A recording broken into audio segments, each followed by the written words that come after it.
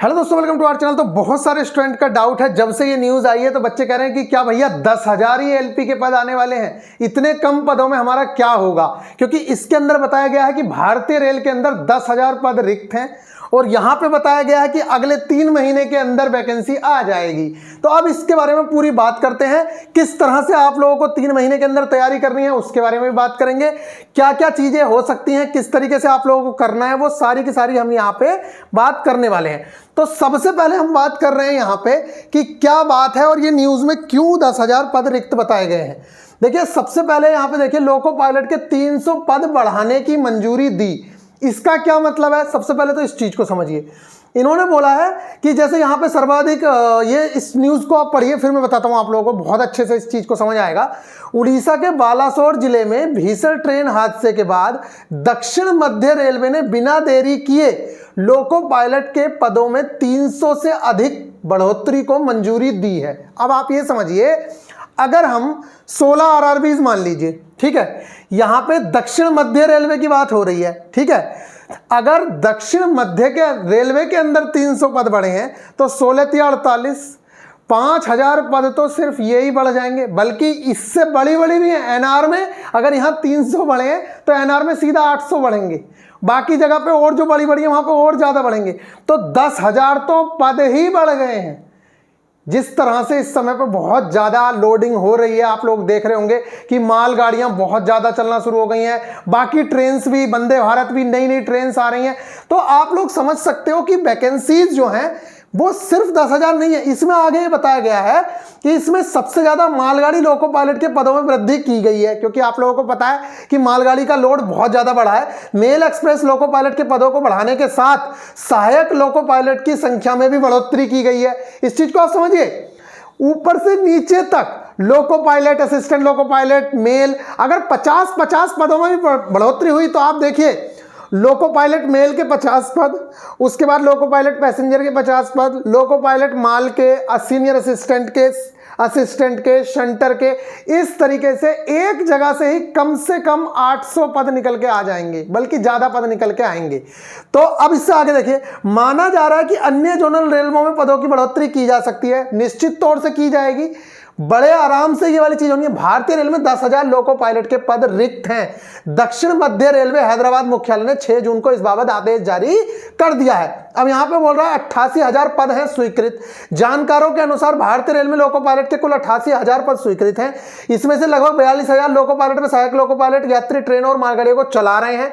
इसमें भी 10,000 loco pilot की कमी है। अब आप ये समझिए, ये तो तब की है, अभी 10,000 की कमी है बता रहे हैं। आप लोग इस चीज को समझिए कि अगर ये 300 पद बढ़ोतरी की गई है और जब भी वैकेंसी आती है वो प्रेजेंट सिचुएशन के हिसाब से नहीं आती है। वैकेंसी आती है आगे 2-3 साल में कितने लोग रिटायरमेंट होने वाले हैं, क्योंकि जब पहले वैकेंसी आई थी तो पहले वैकेंसी कम आई थी, लेकिन जब उन लोगों को लगा होगा कि हाँ भाई किस तरीके से वैकेंसी देनी है, तो वैकेंसी फिर बढ़ गई थी। पहले 30,000 के करीब वैकेंसी आई थी, फिर वो सीधी 60,000 प्लस हो गई थी। तो आप इस चीज को समझिए, जो वैकेंसी आएगी वो काफी अच्छी खासी वैकेंसी देखने को मिलने वाली है। तो ये 10,000 वाली बात जो है, इसे तो आप दिल पे मत लीजिए ज्यादा, इसे भूल जाइए। ऐसा नहीं है, ऐसा पॉसिबल ही नहीं है कि पूरे ऑल ओवर इंडिया सिर्फ 10,000 असिस्टेंट लोको पायलट के पद खाली हो। 10 जने कितने बच्चे तो छोड़ के चल रखे होते हैं, कितने लोग प्रमोट हो गए हैं, तो नीचे जो पद खाली होता है वो सिर्फ उसी का होता है। आप देखिए, रिटायरमेंट कितनी चीजों के हो गया। सबसे पहला, रिटायरमेंट के कितने लोग रिटायर होंगे अगले 2-3 सालों में, इस चीज को देखिए, ठीक है। उसके बाद कितने पद बढ़ गए हैं, जो मालगाड़ी या बाकी चीजों की लोडिंग बढ़ी है, ठीक है। कितने लोग जॉब छोड़ के चले जाते हैं, उन्होंने दूसरी जॉब ज्वाइन कर ली है।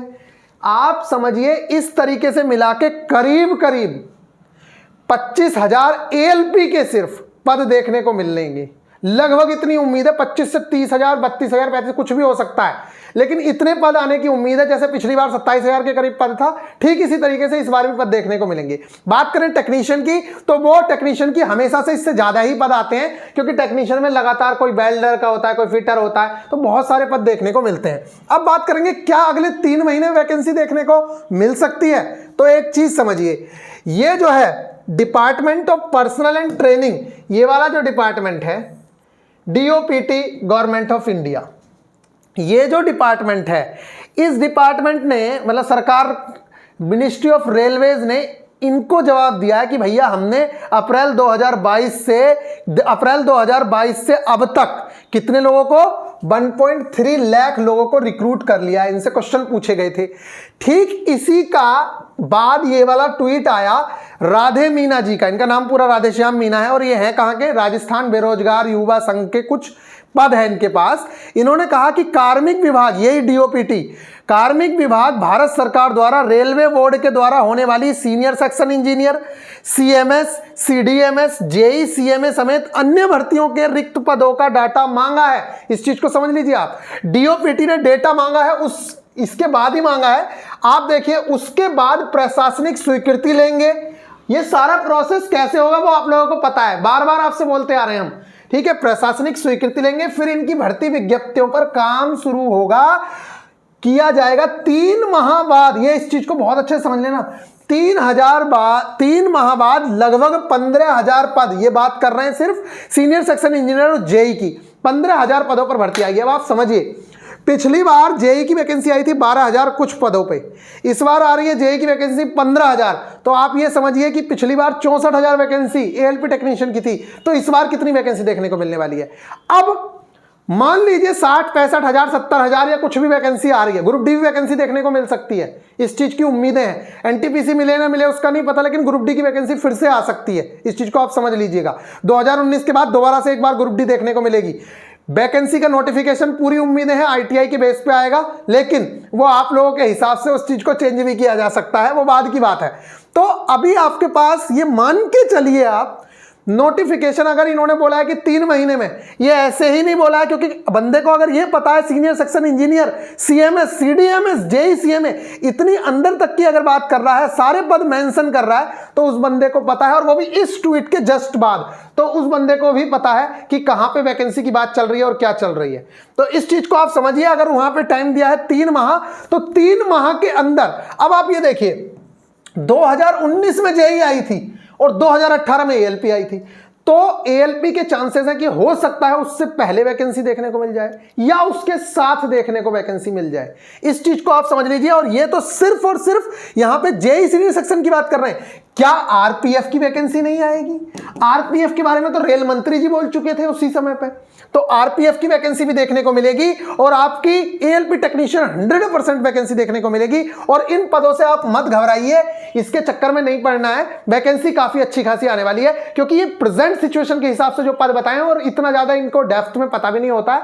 जो बोल दिया पता चला, उन्होंने कहा होगा मालगाड़ी के हमारे पास 10,000 लोको पायलट के पद खाली हैं या रिक्त हैं, तो उन्होंने छाप दिया कि भारतीय रेल में, मालगाड़ी नहीं मेंशन किया। ऐसा तो हो ही नहीं सकता है कि पूरे इंडियन रेलवे में assistant loco pilot, senior assistant, इन सबको मिला के 10,000 ही पद खाली हो। इतनी ज्यादा तो क्या, और ऊपर से पद बढ़ाए भी गए हैं, 300 पद तो एक ही जोनल रेलवे में बढ़ाए गए, तो 5,000 से ज्यादा पद तो वैसे ही बढ़ गए। अब यहाँ पे आप देखिए, ये भी आप लोगों ने देखा होगा, रेलवे एक जोन से दूसरे जोन की सेफ्टी ऑडिट करेगा, लोको पायलट के पद भरे जाएंगे। यहाँ पे बात हो रही है, यहाँ पे भी लोको पायलट के पदों को बढ़ाने की मंजूरी और लोको पायलट के पद भरे जाएंगे, यहाँ पे भी। तो लगभग सब जगह पॉजिटिव न्यूज आ रही है। अब क्या करना है आप लोगों को, एक बार मैं फिर से आप लोगों से कह रहा हूं, कंपटीशन का जो लेवल है एक बार समझ लो आप। कंपटीशन इस बार काफ़ी तगड़ा है। कुछ बच्चे कह रहे हैं कि अपने कोर्सेज बेचने के लिए डरा रहे हैं।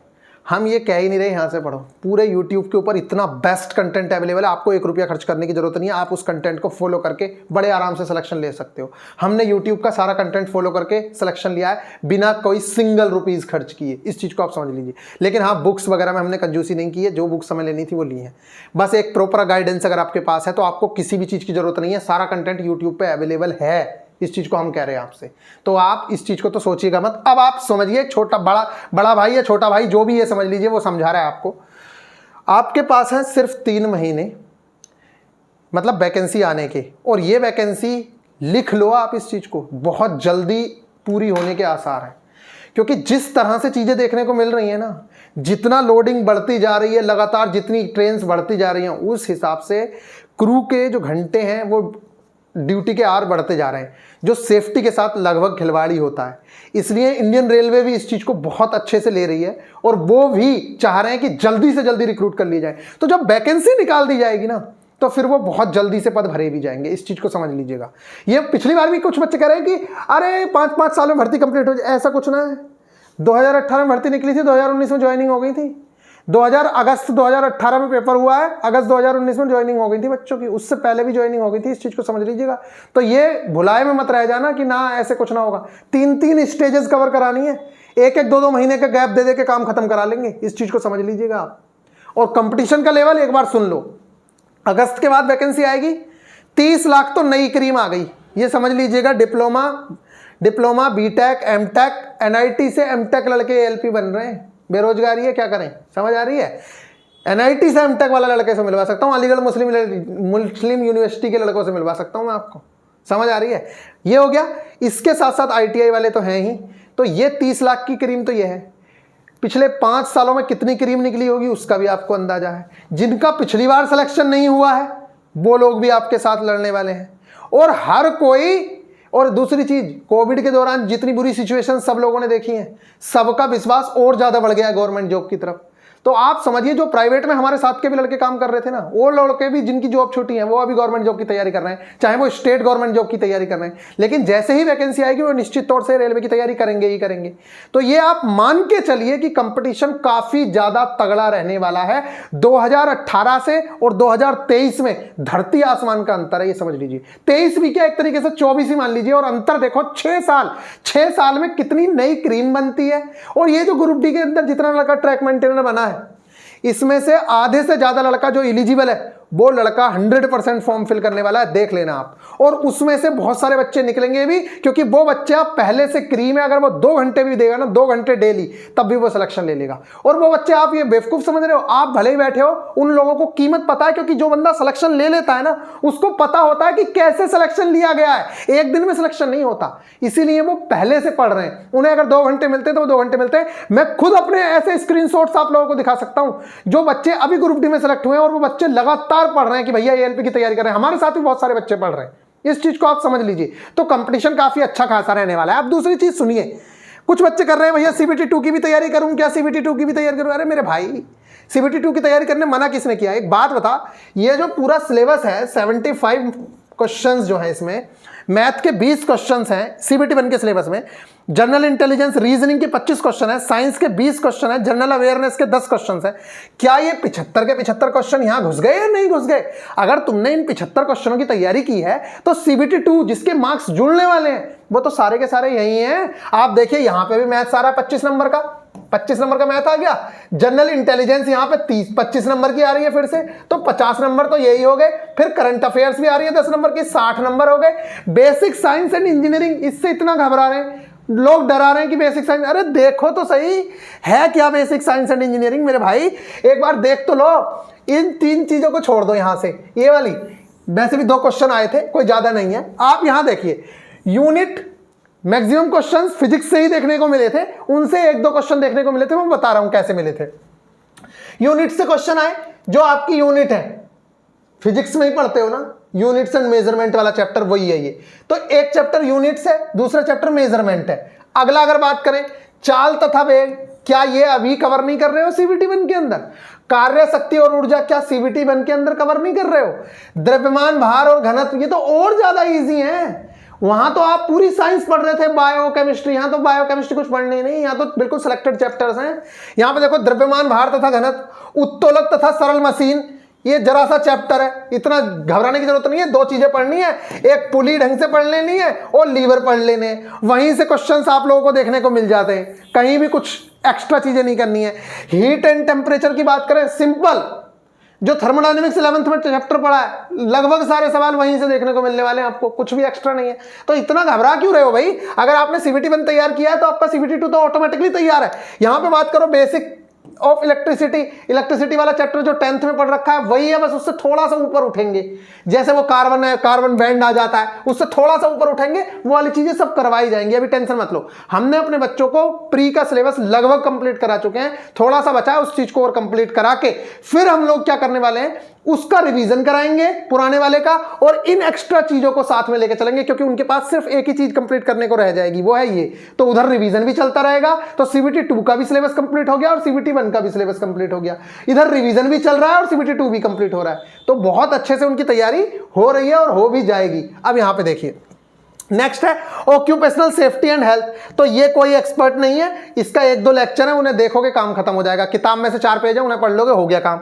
और इन्वायरमेंटल स्टडीज, इसके 2 लेक्चर प्रोवाइड हम कराते हैं, बस उसके अलावा कुछ करना नहीं है, पूरा का पूरा काम खत्म। इंजीनियरिंग ड्राइंग की अगर बात करें तो इंजीनियरिंग ड्राइंग से सिर्फ 2 क्वेश्चन रखे हैं, और वो भी इतने इजी एक पेंसिल से क्वेश्चन आ जा रहा था। थोड़ा बहुत अगर बात रहा है ड्राइंग सीट से या टी स्क्वायर से क्वेश्चन देखने को मिल रहे थे। बहुत इजी लेवल के क्वेश्चन पूछे गए थे, जितना हुआ इसका बना रखा था कि भैया प्रोजेक्शन भी पढ़ना है, ये भी करना है। मतलब हम लोग तो इतना पढ़ के गए, उसका कोई फायदा ही नहीं हुआ सच पूछो तो, क्योंकि बहुत इजी क्वेश्चन आ रहे थे। हम तो सोच रहे थे इंजीनियरिंग ड्राइंग आ जाती तो हम लोगों के और मार्क्स आते, जो अभी 86 मार्क्स आए थे वो और ज्यादा हो जाते। समझ आ रही है गाइस? तो ये आप समझिए, आप बहुत अच्छे से अगर तैयारी करते हैं तो निश्चित तौर से आप निकाल लेंगे। 3 महीने का समय काफी है, आप पढ़ना शुरू करिए। CBT 1 को तो कवर करिए, पहले जो कॉमन सब्जेक्ट है उन चीजों को करना शुरू करिए। और अगर आप गाइडेंस में शामिल हैं, देखिए यहां पे मैं आप लोगों को बताऊं, अगर आप गाइडेंस के अंदर हैं, ये आप प्ले स्टोर से जाकर एप्लीकेशन डाउनलोड करके देख लीजिएगा। एक बार रेटिंग भी देख लीजिएगा कितनी तगड़ी रेटिंग है, और ग्रुप डी के अंदर कितने ज्यादा बच्चों का सिलेक्शन हुआ है। यहां पे देखिएगा, यहां पे आप लोगों को सारी की सारी चीजें, कुछ करना नहीं है आपको, बस आपको व्यू डेमो पे जाना है। सारी चीजें यहां पे जो आप लोगों का वो है ना ट्रेड, उसकी भी